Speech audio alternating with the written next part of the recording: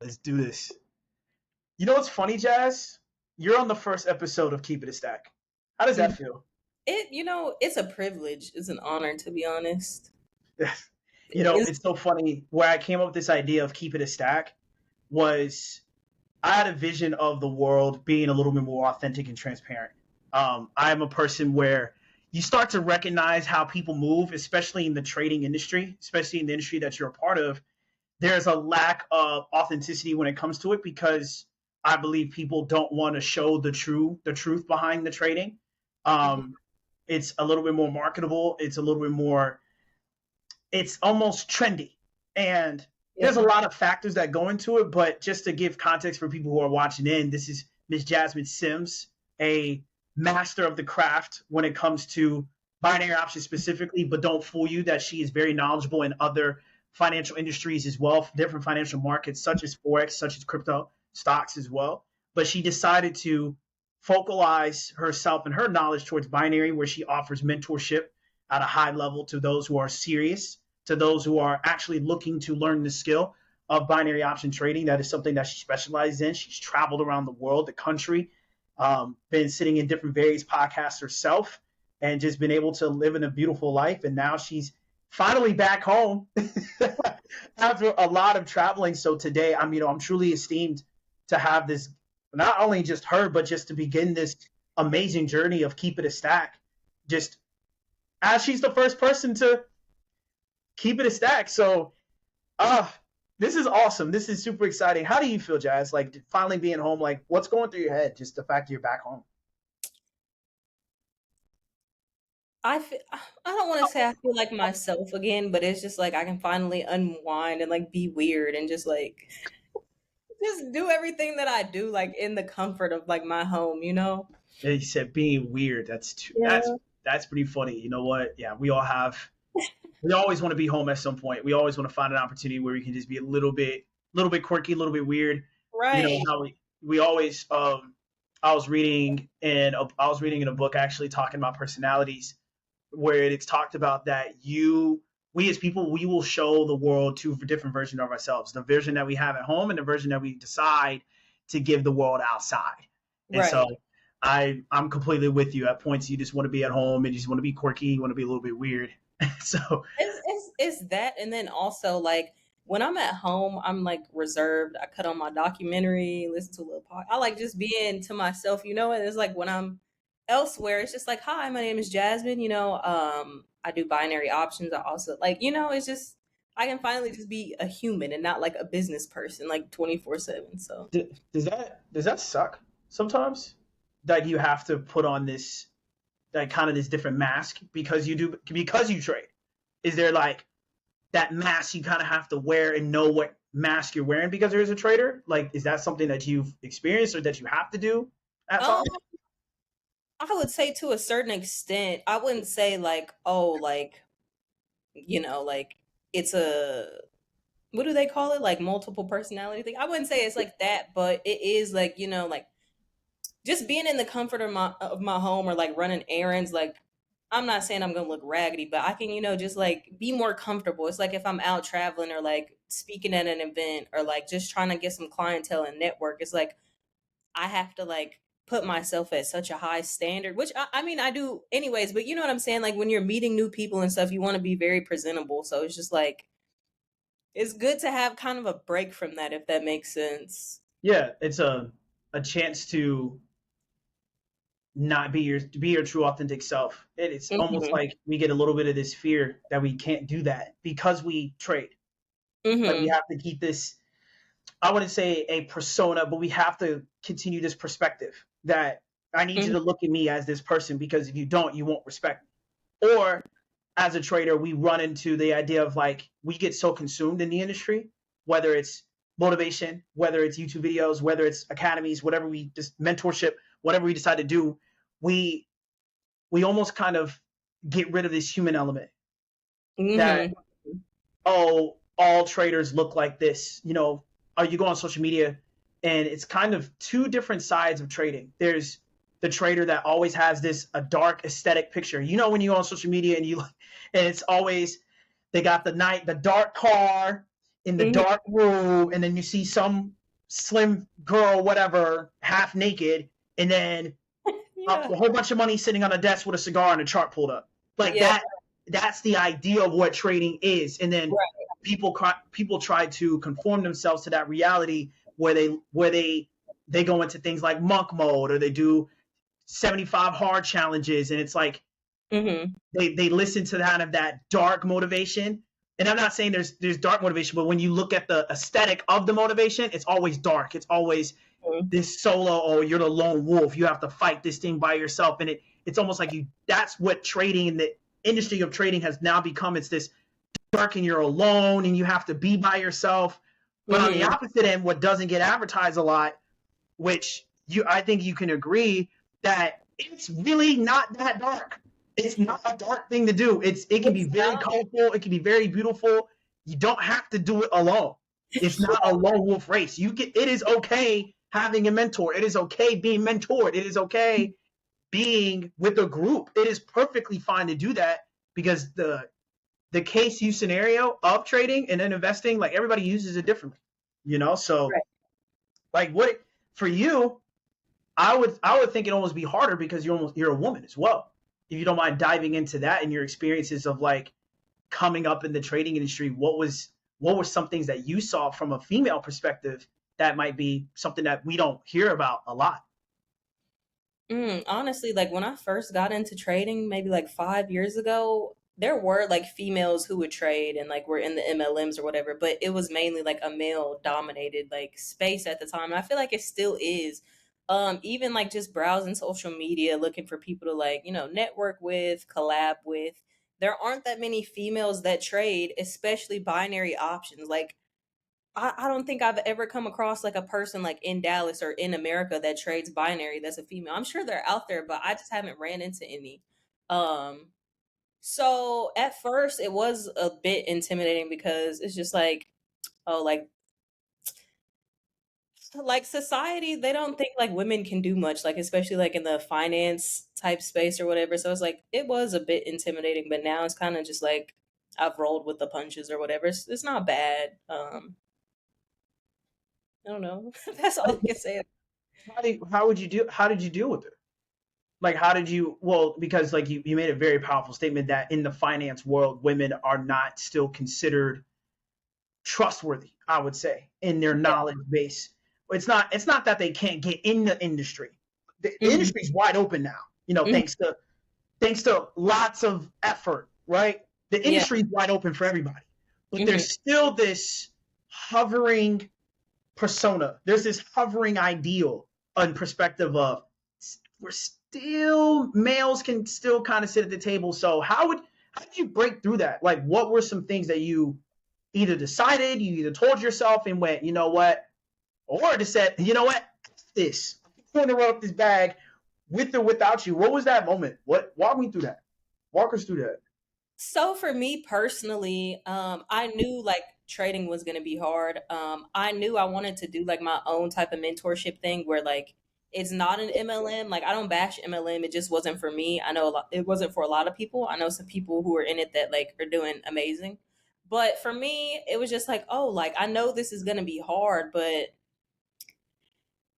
you already know like I wanted to be a lawyer and go to law school and all that stuff, but eventually I was just like, oh my gosh, this is a lot of time, this is a lot of money.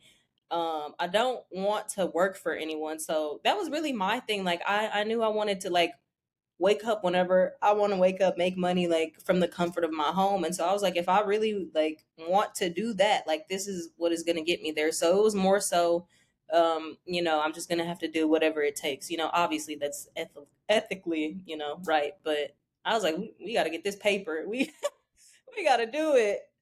Yeah, did you feel like a pressure? Like when Um, did you feel like a pressure, or did you was there a moment where you made that decision? Because sometimes people just don't know how to make that decision. Obviously, you made it. What was it? Was it experience? Was it something that you saw? Was it something in your own head? You're like, you know what, I'm done with this. But was there a moment that you finally committed to going, you know what, it's time. I need to lock into this skill. Like this is it. What was that moment? Nobody ever believes me when I tell them this, but the moment I got on the phone with like we're good friends today, but his name's Blake. The moment I got on a phone call with this dude, I did not know him at all. Some people will say like I was being like what's the word? I can't think of the word, but they're like, oh, like you're not you didn't think much about it or whatever. But I was just like, okay, like I'm seeing the withdrawals, like he's showing me his bank account, he's showing me like this is how you access it. I'm like, okay, like we finna go all in, and that's just the type of person that I am. It's just like once I see like a good opportunity or whatever and I see like everything behind it, I'm just gonna give it my all, and if it does not work, okay, like I tried it, I did everything that I could do. If it doesn't work, it just wasn't for me or it just didn't work, so I was like 18 at the time, and I was just like, okay, like this is what it's gonna be, because I was working at a warehouse, I was working at UPS, and I was like, this is not it. I said, there's no way. And then once I started becoming profitable, I was like making the paycheck that I would make at the warehouse in like 4 days. So I was like, I guess like when the money became tangible, that's like when I really like 100% knew like, okay, I am going to like be the very best that I can be at this. So yeah, that was the moment. It was like summer 2019 or something like that. Yeah. So for you, it was the seeing the person who was putting you on's results. That was the click. And then that started it. That piqued you. You're like, okay, all right, that's one guy. But then you started actually getting into it. You started it. You Mhm. weren't fully there yet. You can be honest. You weren't fully there yet. You weren't fully convinced that it was the thing, or were you already convinced it was the thing the moment you No. started, or was it until you made more than your UPS check? That was the moment. Like, so was it the UPS? Was you making more than UPS? Was your like, all right, it's time, or was it the fact that you saw Blake's results?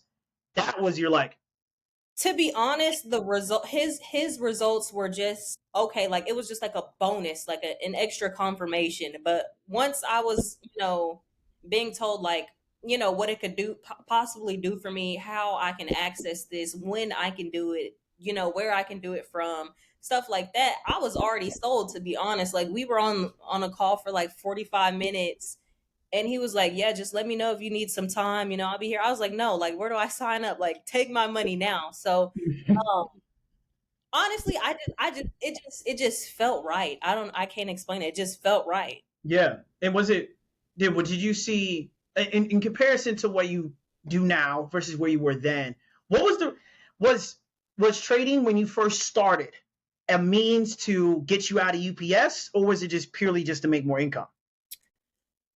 So back when I started trading, ooh, it was rough. I was like sleeping in my car. I was going to UPS. Oh, it was just terrible. So honestly, I'm not gonna lie, it was to like get on my feet, get my own apartment, get a better car. So it was to get like the short term things, but also like I did see a long term opportunity, like longevity in it. Because like I said, like I don't want to be working till I'm 65 and like not leaving my kids much or not being able to teach them like a tangible skill set or like some sort of vocation, something like that where they Yeah. can all use forever, instead of just solely dependent on like how many days a week they're going to be on someone's schedule. So it was both like short term and long term aspects of it. What was I like that because I think a lot of us as individuals, especially in the trading industry, and I think a lot of people who would listen to this can agree, their initial reasoning to trade was to make more money. Hmm. As much as we want to paint that picture online and make it look all pretty and bows and butterflies and like, oh, I started trading because God showed me this. I'm like, all right, I'm so happy that maybe God put you in a position. But if we strip it down, Hmm. you needed more money. There Yeah, was something, no, yeah, there's like a minute. There's no. It there's was no dead. shame. But why don't people say that off the jump? It's almost like there's this level of it almost deems selfish to say that. And why did you start trading? Oh, because God and all my kids. That's great later. I feel like it's I feel like because people aren't like obviously, like, I sell mentorship, so I'm having to sell myself. I feel like a lot of people don't have that ability to be personable, so they use that, oh, like, God, he just slapped this opportunity in front of me. And I'm not saying, I'm not like bashing anyone or coming at anyone, but it's, we have free will and our own desires at the end of the day. So I feel like that's one reason, just to make it more personable, to be honest. That was me, bro. 2018, when I first got that phone call from my fraternity brother to first learn how to trade forex. He said you can make money on your phone. I said sign up. I said how much? I said how much? But like this is 2018. We're talking about like no one has ever told me I can make money on my phone, gang. Like that. Let's. I wasn't even thinking about like my why now is to to help kids and try to get fathers connected to their kids and help build families. Like Hmm. that's great later, but Yeah. that why sometimes that why gets developed. You Hmm. develop, you kind of find that why along your trading journey. Hmm. Like I truly do not believe, and people can question me if I'm wrong. Hey, I'm with it. We'll have a discussion. I truly do not think people start trading because they already know what that why was. No, I agree I 100%. Yeah, I truly believe that people, the reason why they started trading, I don't care what kind of trading you do, is because you don't have money to do something, whether it's to get the new car, whether it's to, Capital, yeah. you're looking for more money, whether inflation is kicking your butt because of the government, or you got a crazy, you a single mom and you're trying to raise your son, you single, and you want to travel, or you want to buy bottles at the club, you want not nice clothes, you want to be able to afford getting a haircut every 2 weeks, whatever Yeah. that financial obligation is. I think that's why people start trading initially. Initially, they do that. And then, of course, through time, they develop this, they come to this spiritual revelation way like, oh my God, wow, That's this. if they stick around long enough, because like, I know personally, I've seen so many people leave like after like 6 months or a year, and I'm sure you've seen people leave like, okay, they blow their account, they're done, they're never trading again. So that's if they even stick around. How did he even, because I think the people don't stick around is because that initial, that initial decision, because I'm trading, because I want to make more money, is it that fuse burns out. Yeah. It's just so, I don't know, it's not powerful enough for me. It's not powerful enough, but it's a good ignition. Yeah, it Like is. it's a good ignition, but I think what happens is my belief. What happens is when they're not use that ignition, but just like a car, you still need a steering wheel. You still Hmm. need gas. You still need the tires. You got to have these different elements set up to Yes. get you past that wall of blowing your first account, of losing money in the market. Like Hmm. then, then that's where the why aspect can truly carry you forward. Hmm. And really, it's really after you blow your first account. Yeah. That Go ahead. Okay, so for me, like, when anyone like schedules like a call, just to like, for me to summarize like what I offer in my mentorship, the most important question I'll ask them is like, okay, like, why do you want to trade? And or I'll be like, okay, like, how are you trying to, like, take your income to the next level, or like by how much or whatever. I'll ask questions along those lines.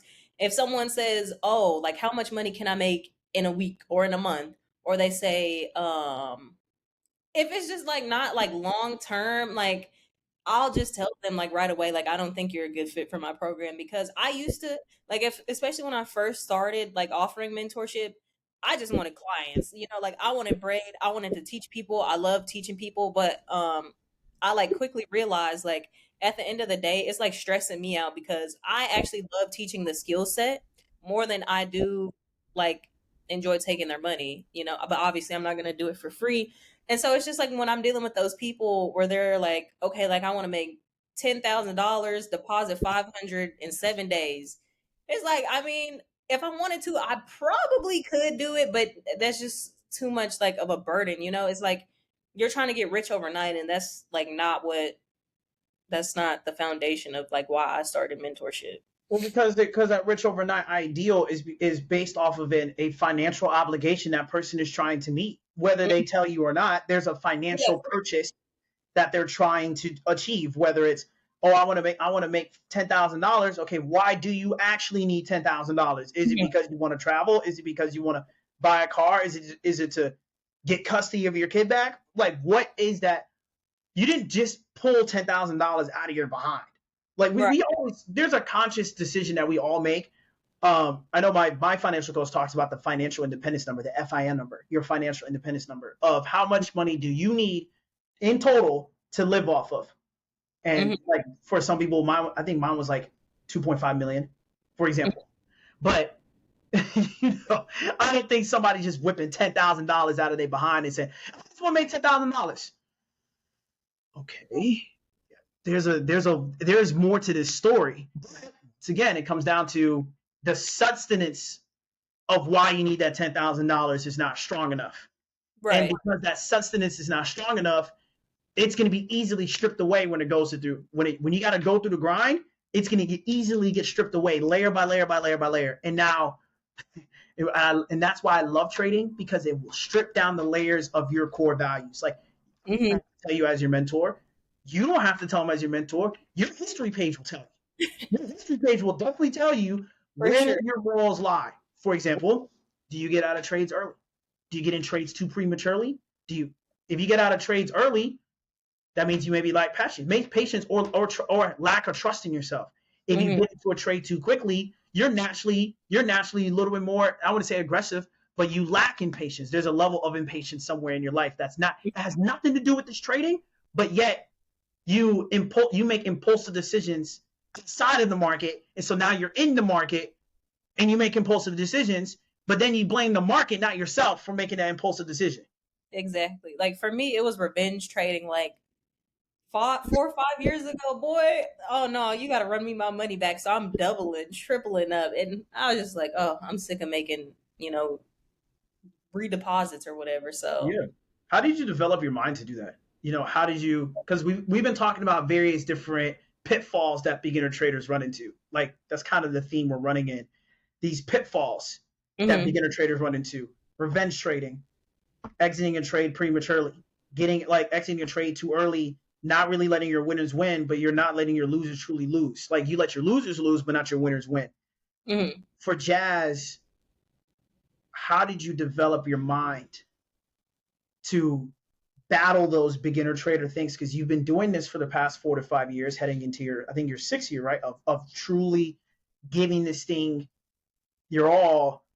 How did you battle those beginner pitfalls? What were some of those lessons or those things you had to ask yourself? What did you do?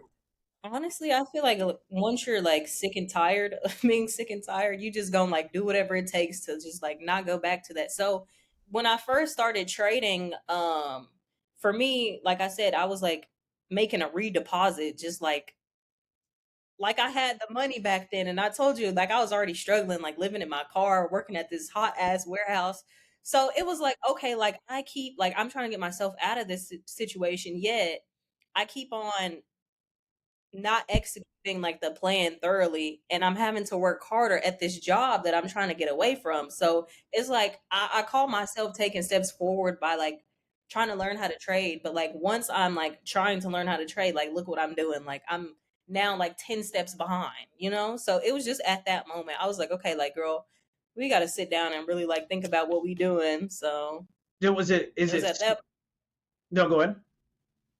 Oh, I'm just saying it was at that moment. And it's slowing down. Was it slowing down the redeposits? Was it slowing down your strategy?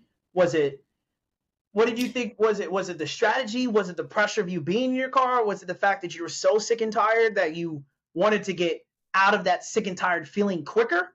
Because it was your fault, or what caused you to? I know you said you're putting a lot more effort into the job to make more money so you can get in trade, but then you said there was a realization. You're like, yo, we can't keep doing this.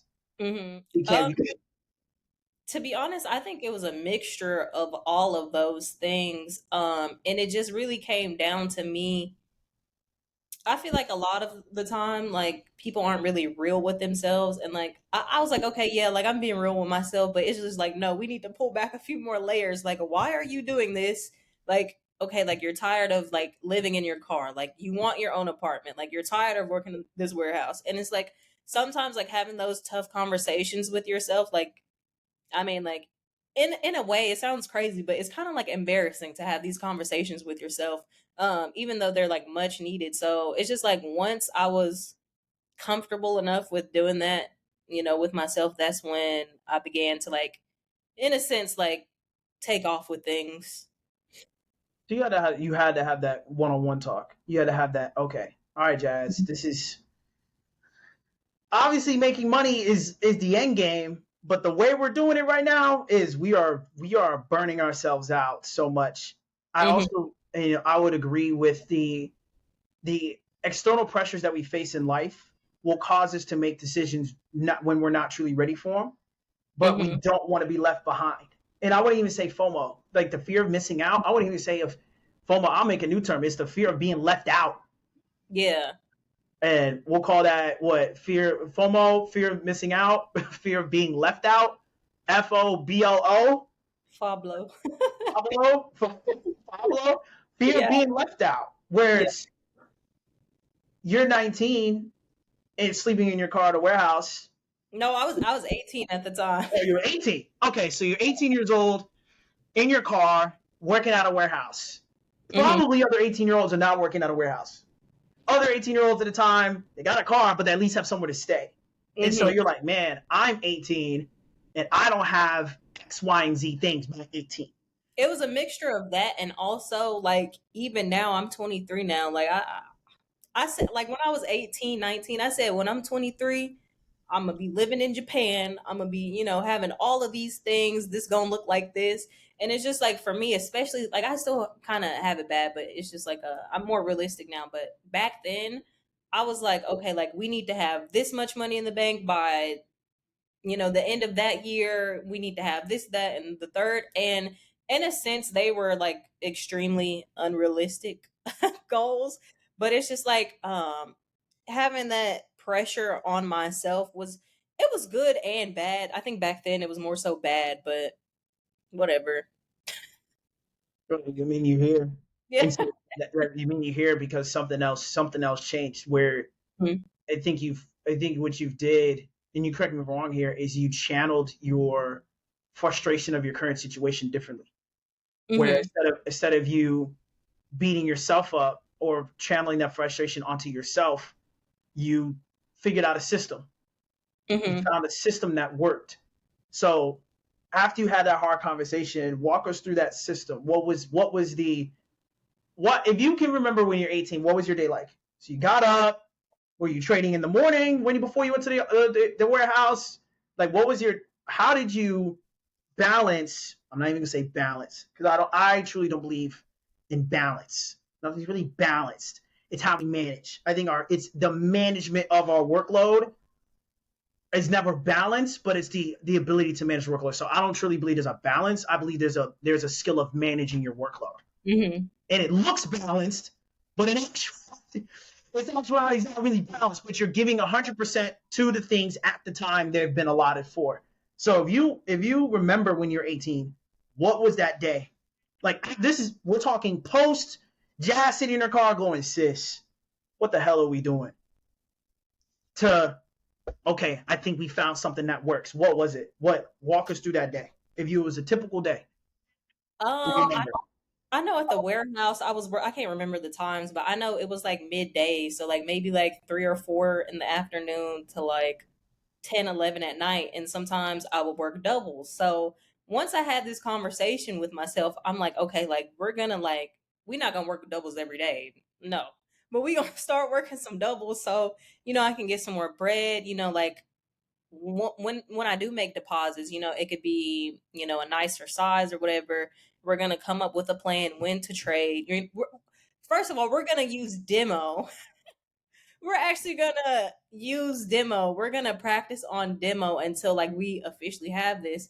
Because that was my other thing too. Like I'd be making hella bread on demo. I'd be like, man, like this could have been on my live account. So I'd get mad, but basically it was to work doubles, increase our deposit size, not take every single trade because they were sending signals too, and then also, um, I was not setting stop losses, so it was like we gonna set some stop losses, and then it was really just like we're gonna be patient with this, we're actually gonna study it because in a way it was kind of like get rich quick for me too, but I was just like, okay, like it's gonna take time to actually develop this skill, so we're gonna have to enjoy this. If this is what is gonna change our lives and like get us to where we want to be, we're gonna have to learn how to enjoy this. So it was, I mean, it was really that. So I'd come home from work or whatever, or I'd come to my car from work. You can go back to your car. Yeah, okay. Gotcha. It was Um, shelter. It's some kind of shelter. Yeah, so I'm not gonna say like 100% of the time I was in my car. I was like staying with my aunt like a couple of days throughout the week, but I was mostly in my car. So whatever I would do after work, I'd either go in her house or I'd be in my car. So I'd instantly like go back. This is when I was in an MLM. I would look to see what they had posted while I was at work, see what information I need to brush up on. I would do my own little thing. I would be testing like, okay, like we gonna enter a trade at 11, we gonna enter a trade at 1 a.m, whatever. So just trying out different little things from like maybe like 11 from the time when I got off to maybe like 2 in the morning. um we would do that, then we would sleep, eat, sleep, or whatever, and so it was really just repeat the next day. Because I was working all these doubles, I was having to sleep a lot, but I was like, okay, like I'm gonna have to like let at least an hour or two of sleep go before I go to work, just to like look at some information to teach me how to trade. So I was really like sacrificing some sleep, to be honest. It was worth it though. It was worth it. In the beginning. Not and I think a lot of us as traders, especially as beginner traders, have to understand that sacrifice is going to be not even. I wouldn't even say the market's going to be the hardest thing you got to deal with. It's the ability. Are you willing to sacrifice these micro conveniences Hmm. where, like the convenience of sleep? Is Hmm. sleep important? Absolutely. Of course, of course it is.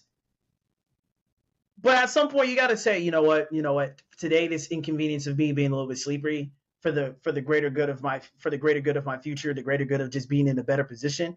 I'm just gonna have to take that, or the convenience of having friends around you for just a little bit. It's Hmm. I equate this to college almost, to school, where people say, "Oh man, I can't really get rid of my friends. What's gonna happen to my friends?" I said, "Well, what did you tell your friends when you know you had a project and they want to go to a party? What did you tell them? Hey man, I got to study." And it was easy for you because you had an immediate exam the next day. You had to study for something. It was easy for you to tell your friends no at that time. So why is it harder? Why is it hard for you now? I think it's just harder for people to like actually picture what longevity is. So elaborate on longevity in the front of finances, or the longevity of themselves, of what they're gonna become. I feel like both, but in that moment I was talking about, like just using like the immediate thing of like an exam or a project versus, okay, I want to be here in like 5 or 10 years. It's really the same thing. It's just time frames. Yeah. Okay. Hmm. The where What kind of goal are you setting based off the time frame that you're allotting yourself to do? So it's easier it's easier to cut somebody off them for an exam, because that exam, it's like, hey man, it's just one day.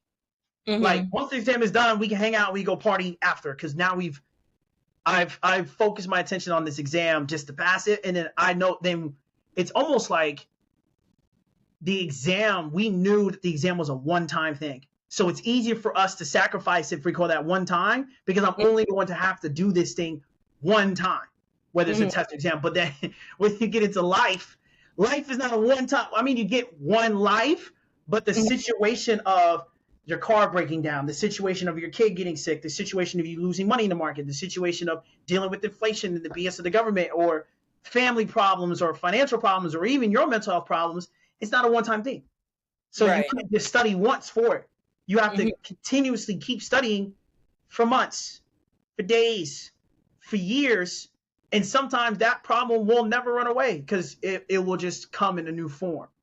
So Mm-hmm. I definitely agree on that. I definitely agree on the aspect of it's easier to sacrifice then because it was for the sole purpose of accomplishing one task that one time and never Right. having to do it again versus okay, you're in life now. This is Mm-hmm. not going to be the first time you got car troubles. You're going to get car troubles again. Everybody gets car troubles.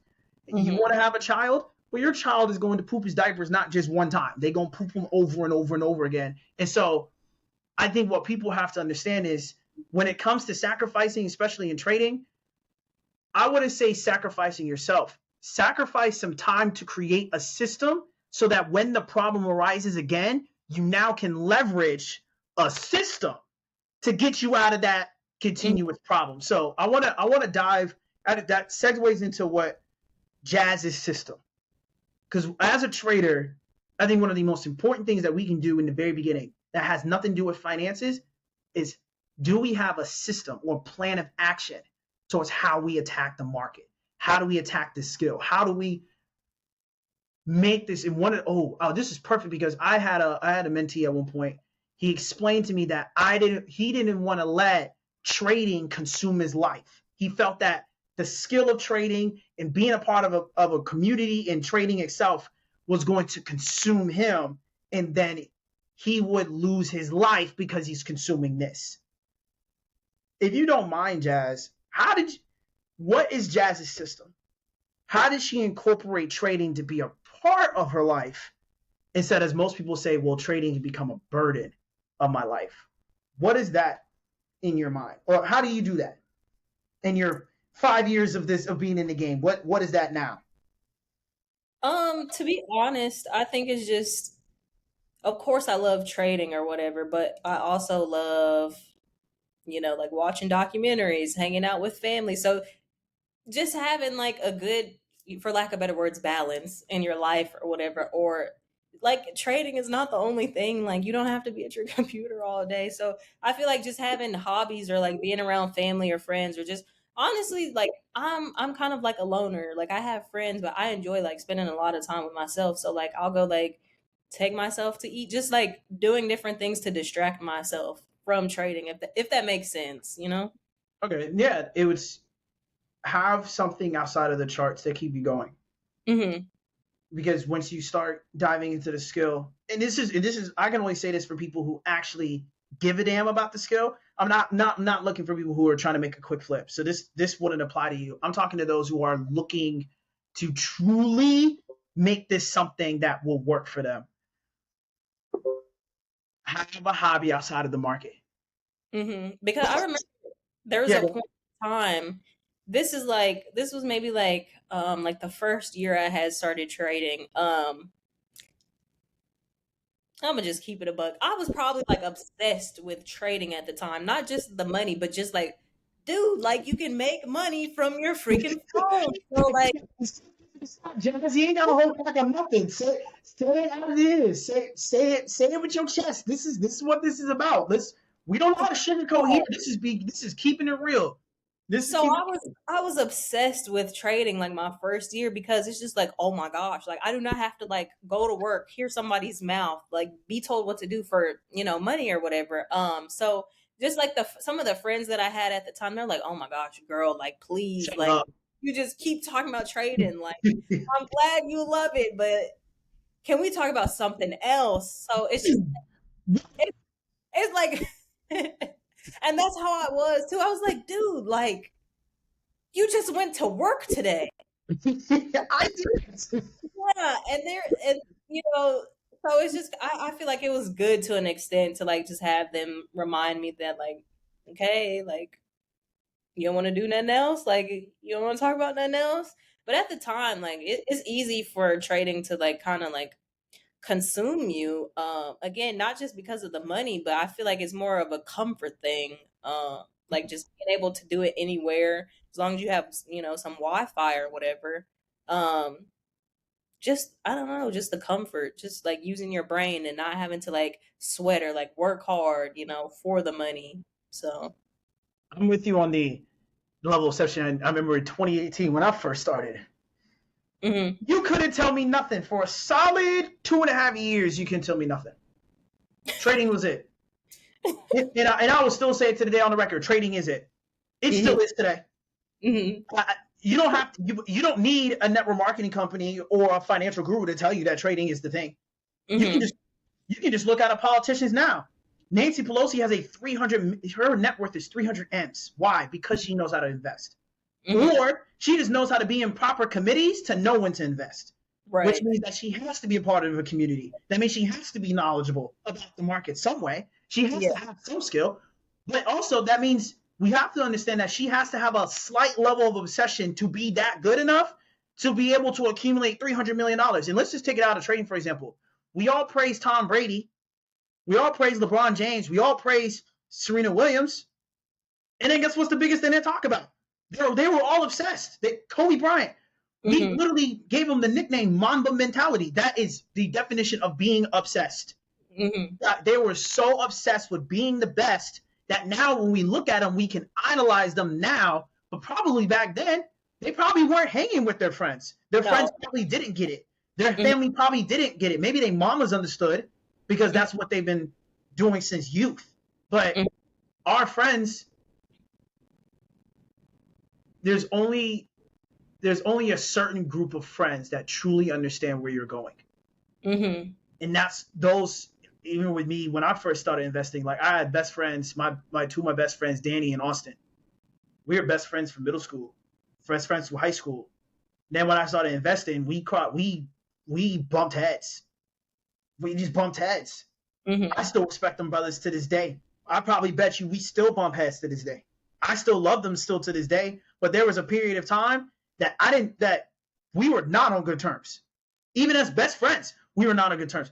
Because my vision of trading and hitting these levels in network marketing company that I'm in, forget that. Trading itself. The concept of that. I am sitting here and going, oh, did I really just do that? Did I really just withdraw? Wait. Did I just go into a digital market that I can't physically touch and pull legitimate money and feed myself? Mm-hmm. It's just so mind-boggling. Like, wow, like this is possible, and I'm doing it.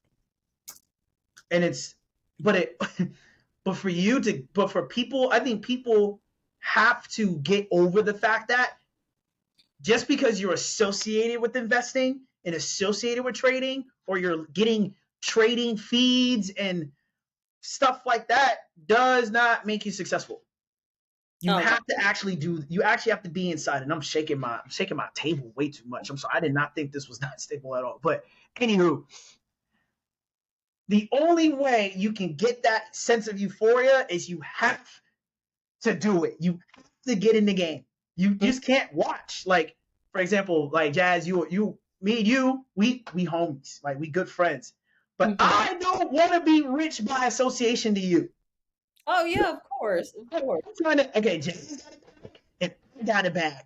We Yeah. both got bags. Let's go celebrate these bags we got. But Right.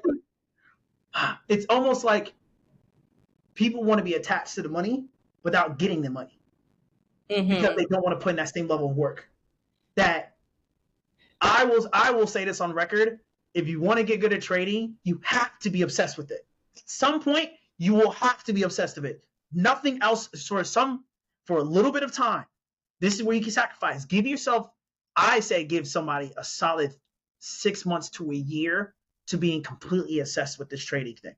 Mm-hmm. I'm talking about learn everything, ICT, learn the ICT models if you want to. Enroll into a Forex network marketing company. Get that experience. Go pay for mentorship. Go Mm-hmm. to a trading convention. Be on YouTube for hours. Blow an account. Get pissed off. Mm-hmm. Like, you ain't gotta be like me. Do some crazy stuff to make some money to get to be able to trade in the Forex market. Mm-hmm. I've done that. When I was in China, I was promoting webinars in China. It would be 5 p.m. there, but it would be 5 a.m. in the United States. So I said, if I want to be the first person they see in the morning, I got to create content at 7 p.m. here. But if their webinars were at 9, or their webinars at like 9 p.m. at night or 7:30 at the time, it was like 7:30 at night. It's 6:30 in the morning in China. I gotta get up. Oh, if I want to prospect some people, if I want to mentor some people, sorry, I'm up at 2 a.m. in the morning in China because guess what time it is in the States? It's 3 p.m., 4 p.m. So for me to build a connection, I have to sacrifice my sleep. I have to change my sleep schedule. I was that obsessed with just either putting people on game or learning it myself. Mm-hmm. And every trader, I don't care who you are, ask some of the best traders in the world. They will tell you at some point nothing else mattered but this. Yeah, I agree. Because if you put everything you can into this and you give it that time into this, I promise you, as somebody who's been in the game for 6 years, and Jazz can agree as somebody who's been 5 years, once you give this the time that it does deserve and you respect it the way it needs to be respected, everything else in life will seem that much easier to execute. Mm-hmm. Spending time with your kids is going to be easier because my buddy talked about you trading creates space in your head. It gives you mental real estate to not worry about finances just for a little bit. So now you can almost turn off that level of anxiety or fear in your head that, oh my God, I got a bill coming up. It allows you to dial down that sound of that anxiety and then turn up the volume on reality, like being with your kids, being with your family. Do you get to feel that? Do you believe that's once you got it, you saw that switch? Like once you were profitable, I want to ask you this one. Once you were really profitable and you were getting results the way you did you experience at times you're like, oh my God, I have way more time on my hands now? Yes. Yeah, I did. Or a better way I'll say it is because you're now profitable and you don't have those money problems, not saying you don't have them now, but when a lot of those money problems started and you were starting to get the new car and you got the apartment, did you feel a bigger sense of relief or were you able to have fun in other arenas outside of trading a lot more because you covered the financial end? Now Oh you yeah, know the financial end has been covered. definitely. I will say it was a relief, like I'm human, but at the same time, like even to this day, it's just like, okay, like we don't have 100 M's yet. We gotta keep going. But being realistic, I was just like, oh, okay, yes, like I can breathe now. Like I can let my hair down. I can finally like, you know, rekindle friendships or, like take my brother places or whatever. Just be able to just be in the moment and not just worry about like, oh, like what's coming up. So yeah, Enjoying definitely. that moment, being a Mhm. part of reality. It's kind of letting now you get to be a part of life, not just Mhm. be in life. You get to be a part Right. of it. Yeah. And I truly believe that people don't get to enjoy life and enjoy the true moments because there's a financial burden that's holding them back from allowing them to enjoy that moment. Hmm. Like, let's say when I go travel, the last thing I need to be thinking about is, are my bills covered? Do I Right. have food in the fridge? Is my phone going to get turned off? Like, Right. I'm just, Oh my gosh, please cut this part out. Oh my god, why'd you say it like that? because it's the truth. Because there was moments in time, Jazz, my phone would get cut off. I did not have enough Oh, money. I did not same, have enough money to pay my phone bill. same, no, Like same. I'm being so real because I tried to make a call. It said AT&T was like doo doo doo. I'm sorry, but your call cannot be completed as dialed. Like or your service have been suspended. I'm like, damn. you're like, damn, see what I'm saying? You're like, damn, my phone's getting cut off. I got rent coming up. My card is broke down, and so we and I'm gonna leave it in because it's the truth. I'm gonna leave it. I'm gonna leave that bit in because that is so real. I bet you a lot of people can relate to that. Like the Mhm. last thing that people want is their phone to get cut off Right. because as an investor, as a trader, I'm going to need my phone on the go. I I didn't need have the PC at the time. I didn't have the MacBook all I had was the phone. And I ooh, was living in my car. I said, "Ooh, no, this bill got to get paid." it's the hey look, I can go hungry, but if my phone bill need to be paid. Like No, it's really. it's almost like this device is the portal to my freedom. It's the gateway. And if that's the one thing gets cut off, all chances of even having this conversation today is done. Mm-hmm. So I'm with you. I'm being so serious like that. Those financial fears, we run into a lot of those financial fears every day just because we don't know where it's coming from. And we don't, the last thing that we don't want is if something does happen, we can't pull it out of our pocket. We can just go, okay, oh, car breaks out on the road, tow truck comes, hey, you need a new battery. Oh my God, I need another battery. You just like, it's this whole like, oh, I need a new battery versus, hey, it looks like you need a battery. How much? Oh, Yeah. we're gonna charge it. Okay. Mm-hmm. Do you have any questions? No. Just fix it. Right. That convenience. And I think having money, not the love of it, but the convenience of having it is good. It's I the agree. convenience of knowing that you got it for those moments. And I'll ask you this because I think this is so funny. I think traders have especially starting out in trading, we are the worst financial planners. I think we're terrible at it because now we're making extra money. Now we can do extra stuff. We can start, instead of me just getting the typical haircut, I can get the haircut with the beard trim. But you're not just getting your nails done. I'm getting my nails done with the gel. Right. Done. I can get them with gel now. Or I can get that little extra massage. Right. And did you feel like when you were starting on your come up of trading, you started feeling yourself doing stuff like that? When you were starting to pull money out, like for real, you're like, oh man, I can. And did you ever find moments where you made an impulsive purchase because you were profitable trading? Because I did. I have. I Yeah. can tell you, I have before. Yes. So, okay, so to answer that, yes, but also I was already spending the money in my head that I was seeing on the screen without even closing the trade. So I had it real bad, but I remember like the first time I made my first $1,000 in the market, I said there was something I needed to do with the money, but I was like, okay, like I know I'm gonna make some more. Like so I just went to Gucci and I bought bought a Gucci wallet or whatever. It was like $600 or whatever. Knowing good and well I wasn't supposed to be doing that. But I was like, like this is when I started feeling myself like profits are, a little bit more consistent now. I'm like, okay, we just gonna make this back. So that was pretty expensive.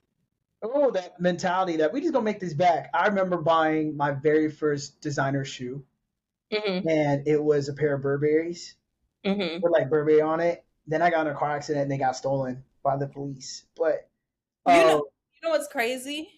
what? When I was at the gym, this was like a year and a half ago. I had my wallet in the gym and like a couple pairs of dunks or whatever, but they ended up stealing the wallet out of my car. So I just think that's crazy. The Gucci wallet? Gucci, yeah, that I bought. The one that you made, you're like, this is the purchase. Was that like your first big purchase? Was the Gucci Yeah, wallet?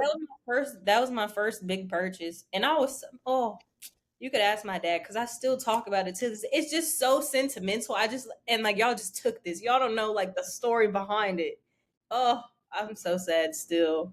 And I was so sad about the berets because I was like, man, this is the first time I can.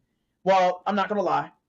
I remember my first exposure to a designer shoe was I had a mentee by the name of Tyrese, and he was making a lot of money out of the market, and he bought a pair of Dolce and Gabbanas, the sparkly kind. You know Hmm. exactly what shoe I'm talking about, the sparkly Yeah, Dolce. I And think every like chairman had those at one point. that was fine. That was fly. I wasn't Hmm. making enough money to wear them.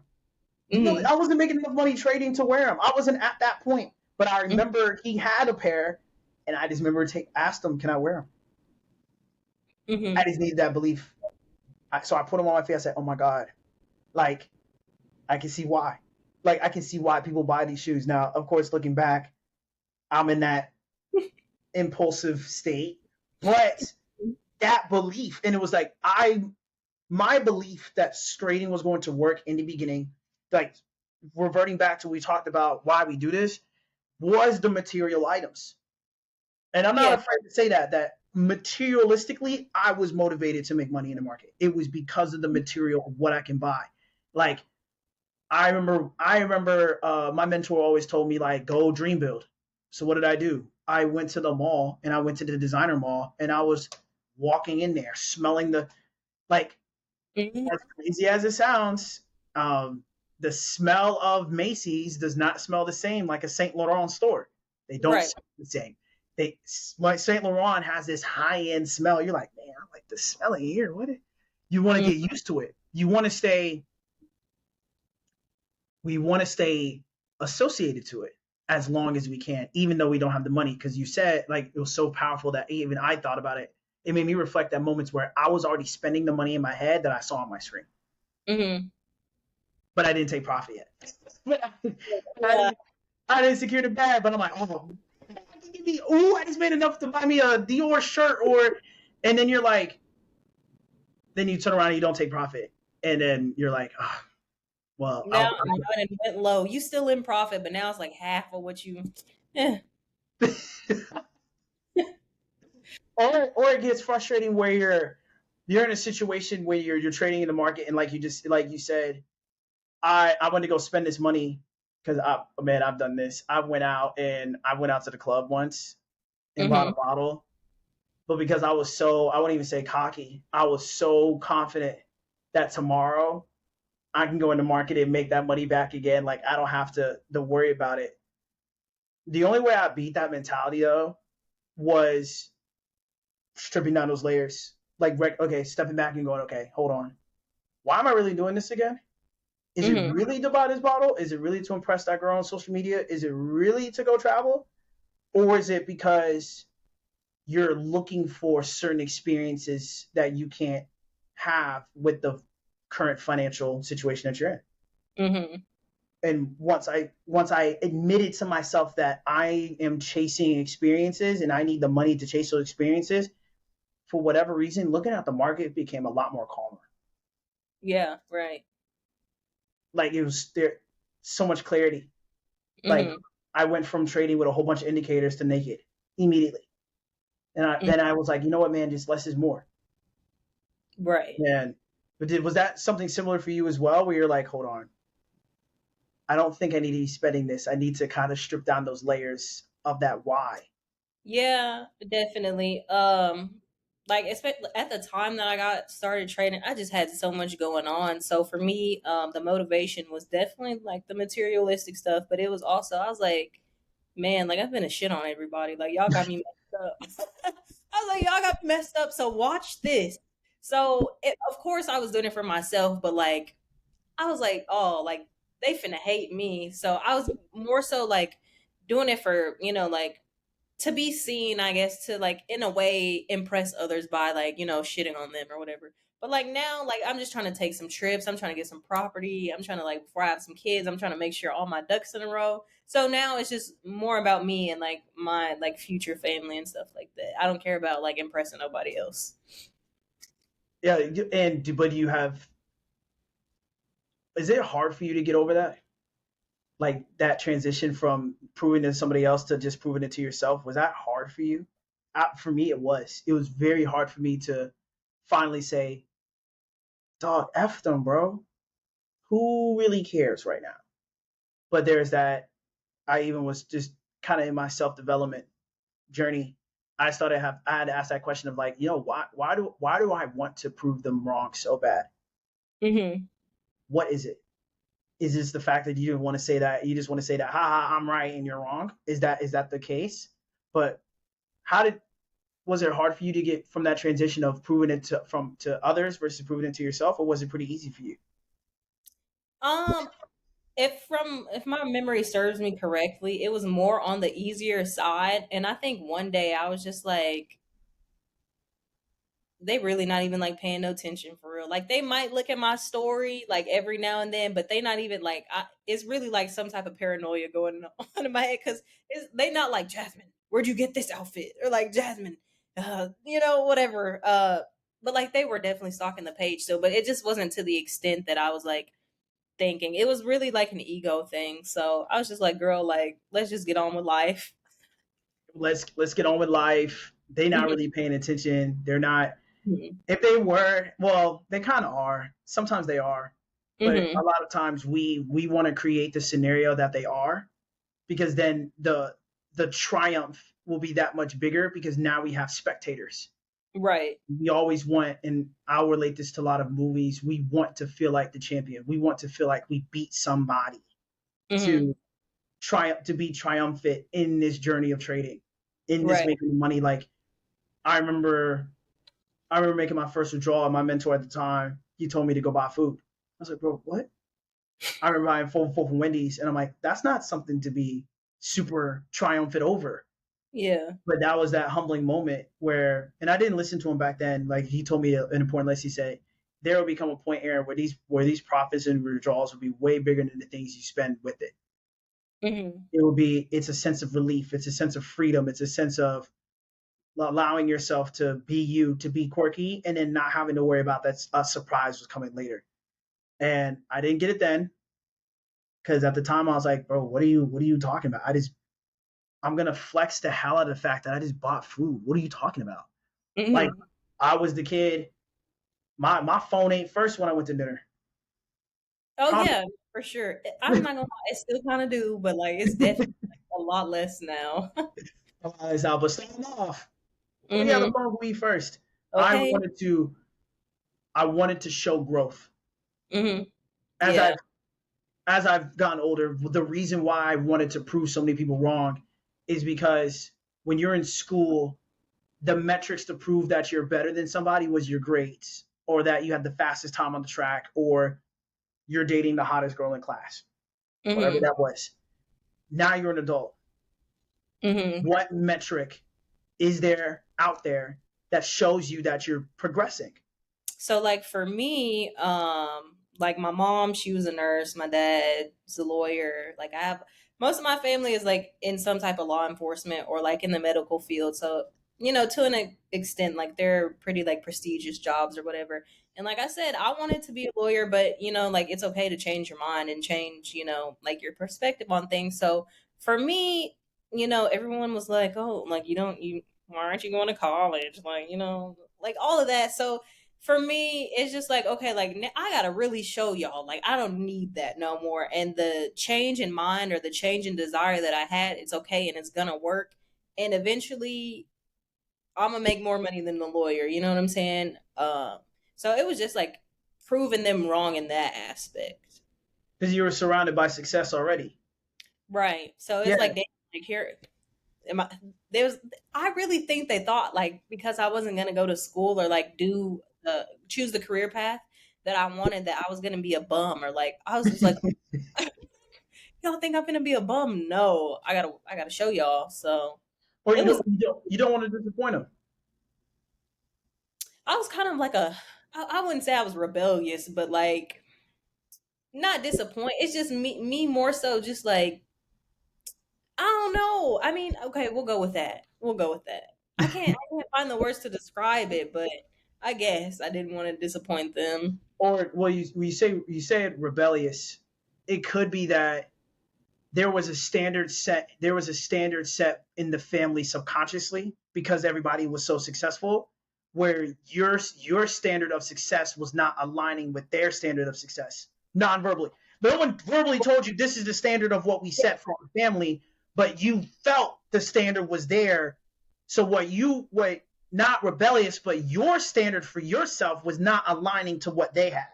And Right, because so at that time, no one was like an entrepreneur in my family. Like, yeah, like they had these good jobs, but like, where's y'all's time going and stuff like that? So, like, mm, jobs. So it's just like I knew I didn't want that at the end of the day. No matter like how good of a job, I could be a anesthesiologist. I need the and they get time. paid bank. Yeah, Oh, they it's get paid bank, time. but they So work 16 hours. They work a long time. Yeah, so no one was just like being an entrepreneur doing their own thing.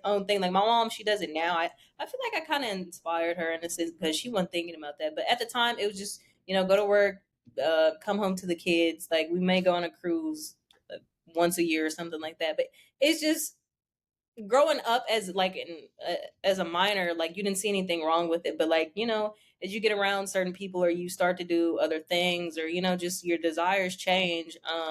It's just like you want different, and there's nothing wrong with that.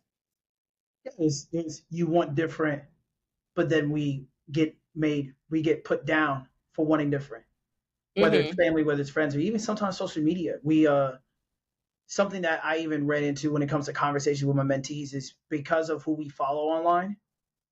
It we kind of want to align our standards to what somebody who has a lot of influence standard for themselves. For example, there's this female trader, really popular. Her name is Tori. Tori Trades, very popular female trader, futures trader, and I can feel when I read the comments, there's a lot of women. They're like, oh my God, I want to trade like you. I want to be like you. I want to trade like you. But then I'm asking myself, like, well, she's trading like how she is. You need to be trading to who you are. Mm-hmm. But do you even know who you are? Right. Because then what the difference will, I believe, from people who are not profitable and profitable, the most profitable traders in the world know who they are first before the market Mm-hmm. versus letting the market determine who you are. Right. Sometimes in the beginning, we let that material items that we were buying was to we had this image of who we were going to look like, this rich trader person, and so we Right. wanted to buy items and create our lifestyle around that image of that person or that symbol of a person, whether it's what am I wearing, whether am I going to wear three-piece suits all the time, do I want the drip, do I want the watch, because that's what I believe I envision myself as this rich trader to be, versus going, I already wanted that in my life before trading even existed. Now trading is the vehicle to get me there. And so Right. trading becomes a tool, not an escape. Mm-hmm. And the most profitable traders in the world, they trade because it's a tool, not because it's an escape. If you view trading as an escape, you won't win. Similar to Right. what you're doing in your car. Like in the beginning when you were trading, and you, like I said, you could correct me here, when you were first trading on when you were young, you wanted trading to be a means of escape from the reality that you're already in. Definitely. But then you realized I can't use trading as escape. Let me use it as a tool to get out of this reality. And then boom, profits start rolling in. You start making some purchases that get you out of the rat race. They get you out of the matrix or the reality that you're in. And I don't want to hold you too long, but this I appreciate you providing a lot of perspective just for who you are as a trader. I want to ask you this last question though, just to Okay. like I said, to keep it a stack. What would you tell the female traders out there that are listening to you, that follow you, that listen to you, that are inspired by you? Because you're verified on social media. I know you are. You got an amazing. I've seen some of your testimonies when it comes to who you've helped. What would you tell the next female trader that's 18, 19 years old that wants to do this skill when they're young, being in the industry that's pretty male dominated? What would you tell them? How would you help them? I would honestly say, first and foremost, have fun with it. Like, don't be like, oh, like I need to know this right now. Like try to have fun with it, explore different things. I would also say, like, while you're doing that, obviously, like, keep a plan at the front, to follow through with. But as far as it like being male dominated, I would just say like don't get intimidated. Be comfortable with who you are so that can like reflect when you're meeting different people. Don't like see a trader online and think you have to be like them, like you were just saying, like with the certain purchases or whatever the case may be. Really just be yourself, have fun with it. I really don't have anything deep. It's just as simple as that, to be honest. It is simple. Have fun with it. Have a plan. Keep that plan in front of your face. Mm-hmm. So, how do people stay up with you? How do they stay connected to you? Where can they find you? How can they communicate with you? You guys, my Instagram is I am Jasmine Sims. I got TikTok. I got Facebook. I got the little email button in my bios on every social media platform. Or you can just book a call with me. Like all my links are in my bio. So I'd love to talk to you soon. Gotta stay connected. Well, Jazz, you know, it's an honor and a pleasure for being on episode 1 of Keep It a Stack. It is an honor and a pleasure for just having this conversation. I thank you. I appreciate you. We definitely got to run it back soon in the future because we definitely got to get like a 6 month update. Be like, okay, this is where we're here in September 1st. Okay, what do we? Let's talk in March 2025. Let's look 6 months down the road and be like, okay, where we at now? What are some things that are different? So, Jazz, I appreciate you for real for being here. Like, Thank you. absolutely.